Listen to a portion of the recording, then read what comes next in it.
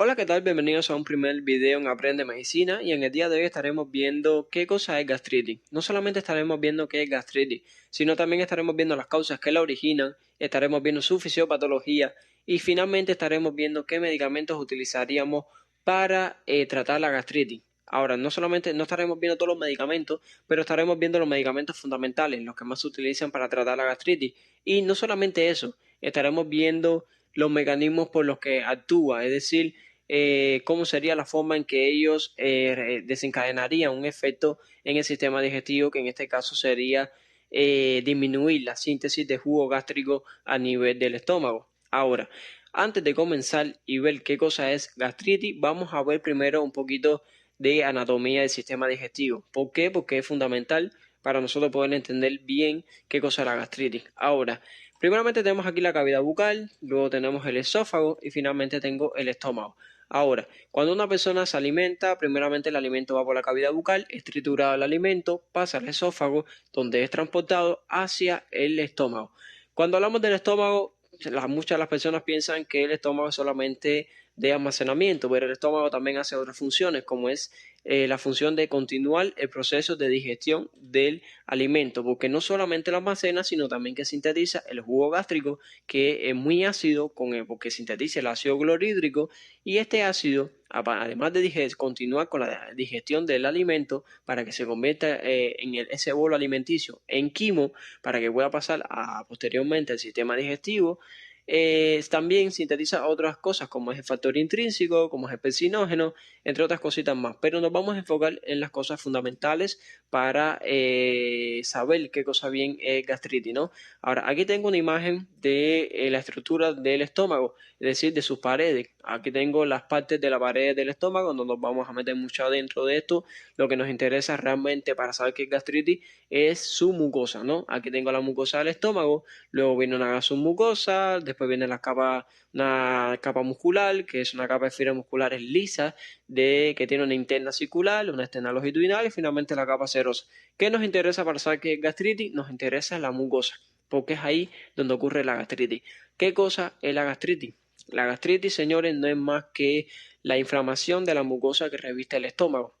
Okay, esa mucosa que vimos en la foto anterior se inflama producto a diferentes etiologías. Aquí podemos ver, primeramente vamos a ver la sintomatología, luego vamos a ver cuáles serían las causas que estarían originando la gastritis. ¿Cuáles son los síntomas más comunes que puede producir daño, es decir, irritación en la mucosa? Aquí tengo dispepsia. Cuando hablo de dispepsia, solamente estoy hablando medicina, dispepsia, no es más que indigestión. ¿Okay? También puede producir eructos, puede producir náuseas, vómitos, sensación de plenitud. Cuando hablo de sensación de plenitud, estoy hablando de esas personas que presentan hinchazón, que dicen que se encuentran con el estómago inflamado, que parece que se van a reventar, que no pueden ni siquiera moverse, están muy hinchados, ¿no? Están inflamados. Ahora, no solamente puede haber sensación de plenitud, sino también puede haber reflujo gastroesofágico, sensación de ardor, hinchazón, como ya lo había dicho antes, gases, etcétera. Pueden haber más sintomatologías, traté de abarcar los más comunes, los fundamentales, pero puede haber incluso hasta una anemia en caso de una atrofia completa de la mucosa gástrica, porque ahora les voy a explicar más adelante el por qué, pero bueno, no me voy a entrar mucho en eso. Y también puede haber incluso ulceraciones. Ahora, es menos común que pase esto, lo más común es esta sintomatología que tienen aquí adelante. Ahora, a modo de continuación, ¿qué tenemos? Tengo aquí, vamos a ver un poquito más de qué cosa es la fisiopatología. Cuando hablo de fisiopatología, lo que estamos hablando es la forma en que se va a producir la gastritis, por qué se produce la gastritis, ¿no? ¿Cómo es que se va a producir la gastritis? Aquí tengo una vez más una foto de un estómago con su mucosa y vamos a enfocarnos en estas glándulas. Estas glándulas se encuentran en la mucosa del estómago, se llaman glándulas holcínticas y presentan diferentes tipos celulares que tienen diferentes funciones. Cada célula que la componen a esta glándula holcíntica realizan diferentes funciones. Nada más les puse estos dos tipos celulares porque considero que son los más fundamentales.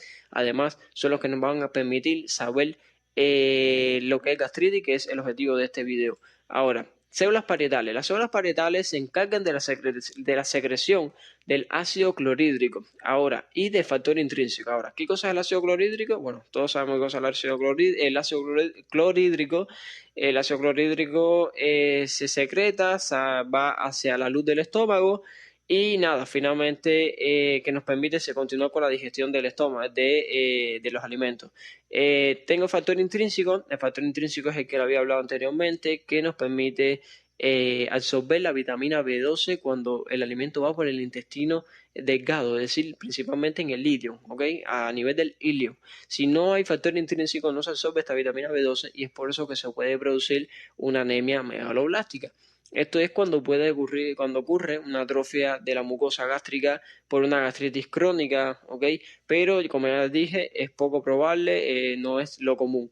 Después tengo las células principales que sintetizan pepsinógeno, que pepsinógeno es un elemento que cuando entra en contacto con el ácido clorhídrico que ya habíamos dicho, en la luz del estómago se convierte en pepsina. Es una enzima que se encarga de degradar las proteínas que se encuentran en los alimentos y bueno, y aquí comenzaría ese proceso de digestión del alimento. El proceso de digestión del alimento realmente comienza desde que está en la boca, porque ahí ya se está triturando el alimento y además incluso la saliva presenta enzimas que ya van degradando los alimentos. Pero bueno, el objetivo aquí es qué cosa es gastritis, ¿no? Ahora, con este conocimiento que ya tenemos de qué cosa es la glándula olcíntica, que sintetizan el ácido clorhídrico y que sintetizan el pepsinógeno, nos va a permitir ver un poquito más allá y ver las causas verdaderas de la gastritis. Ahora aquí tenemos la etiología, es decir, las causas que lo originan.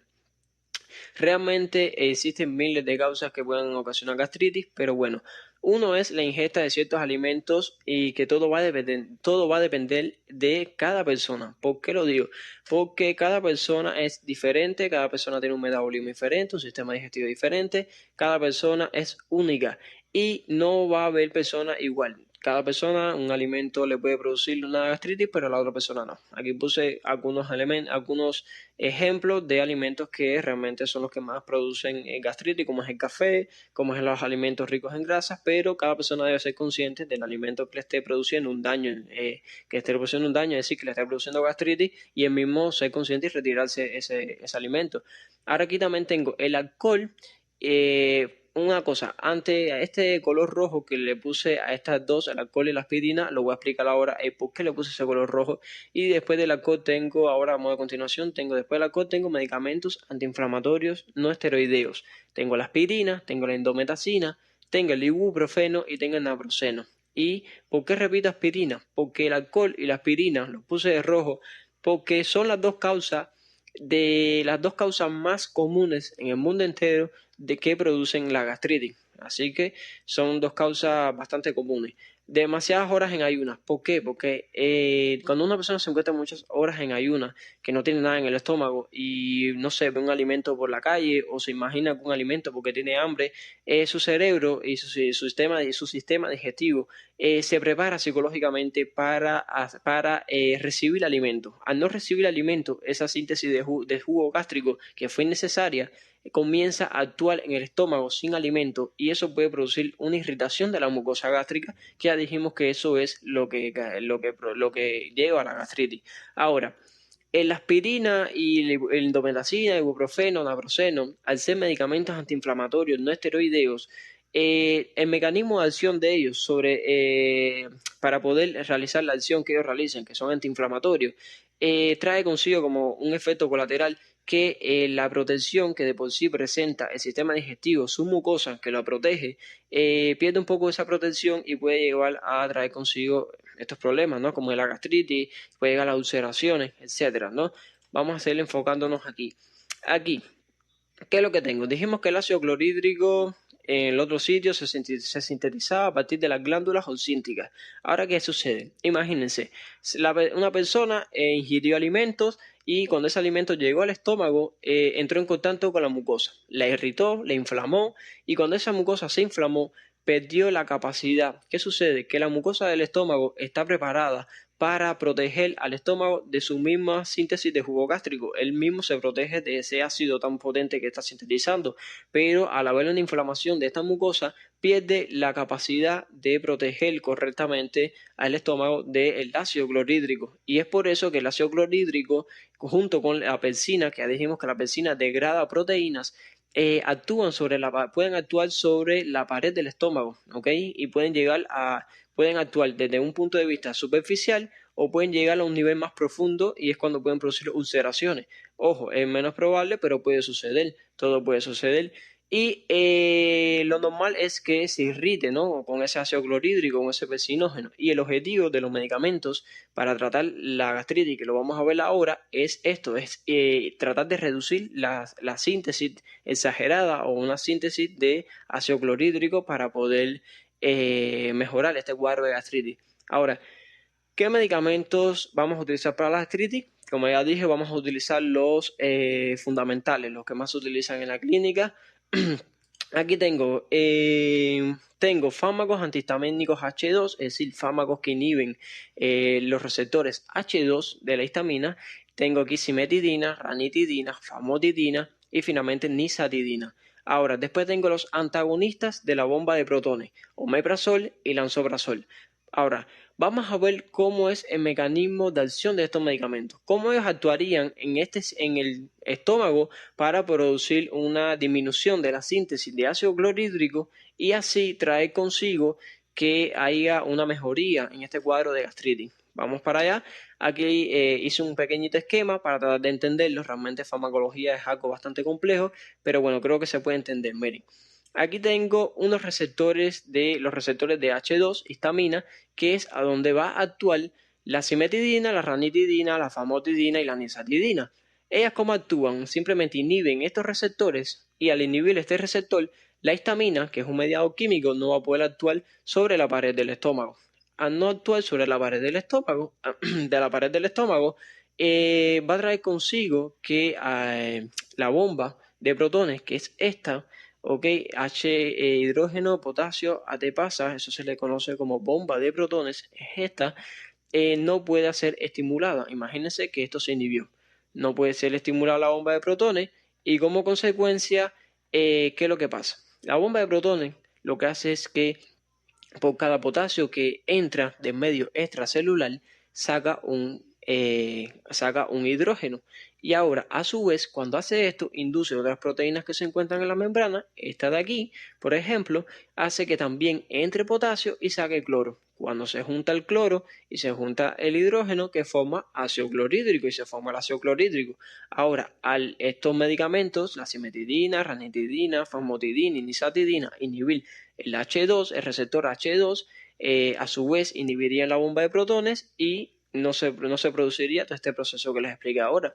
Ahora, esto es la hormona gastrina. La gastrina es una hormona que se sintetiza a nivel del estómago, a nivel del antro pilórico, que tiene como función aumentar la motilidad, es decir, el peristaltismo intestinal del estómago, el vaciamiento gástrico, pero no nos interesa esto ahora. Nos interesa ver la acción también de los antagonistas de la bomba de protones, que es el omeprazol y el lansoprazol. Aquí nada más les puse el omeprazol, pero el lansoprazol hace la misma acción. El omeprazol no se une, un ejemplo, como los fármacos antihistamínicos H2, que se unen a los receptores H2 que se encuentran en el estómago. No, ellos se unen directamente a la bomba de protones. Imagínense, se une a la bomba de protones y entonces la bomba de protones no va a poder realizar su función. ¿Cuál es su función? Sacar un hidrógeno y entrar un potasio y a su vez induce la acción de otras proteínas de la membrana que hacen que sigan entrando potasio y saquen cloro para así poder crear el ácido clorhídrico. Al no poder realizarse este proceso, lo que trae como consecuencia es que disminuya las concentraciones de ácido clorhídrico y como ya expliqué que comiste un alimento, no sé, tomaste café, te irritó la mucosa gástrica, tomaste este medicamento, disminuye las concentraciones de ácido clorhídrico y al está irritada la mucosa, pero el ácido clorhídrico disminuyó, por tanto no podrá actuar sobre esa mucosa poco protegida debido a la inflamación, ¿no? Y bueno, nada, creo que realmente con esto, a modo de resumen, creo que es todo. Creo que hemos abarcado bastantes cositas de gastritis para hacer un primer video. Dijimos qué cosa era gastritis, hablamos un poquito de la anatomía para poder entenderla mejor, hablamos de las glándulas oxínticas, de qué cosa es, cómo se sintetizaba el ácido clorhídrico, que es muy importante para entender la gastritis. Dijimos que la gastritis no era más que la inflamación de esa mucosa gástrica. Después hablamos un poquito de su fisiopatología, que es muy sencilla. Al irritarse la mucosa gástrica, el ácido clorhídrico puede actuar sobre la pared e inducirle un daño que bueno, dijimos que en los peores de los casos puede provocar una ulceración. Y finalmente hablamos de algunos ejemplos de algunos medicamentos. Saber el mecanismo este que les expliqué. Si tienen dudas pueden repetir esta parte del video y tratar de entenderlo un poquito mejor. Si saben este mecanismo, otros medicamentos, por ejemplo, que también sean antihistamínicos de los H2 o otros inhibidores de ambos protones, saben que el mecanismo de acción es el mismo y la acción será la misma, ¿no? Solamente les cité lo más importante. Y finalmente también vimos que se me había olvidado, vimos la etiología, es decir, las causas que la originaban. Existen miles de causas, pero las principales, como ya dijimos, es la aspirina y es el alcohol. Es muy importante recalcar que los antiinflamatorios no esteroideos, ibuprofeno, naproxeno, endometacina, son muy utilizados por las mujeres cuando tienen menstruación para poder aliviar esos dolores menstruales que le dan, ¿no?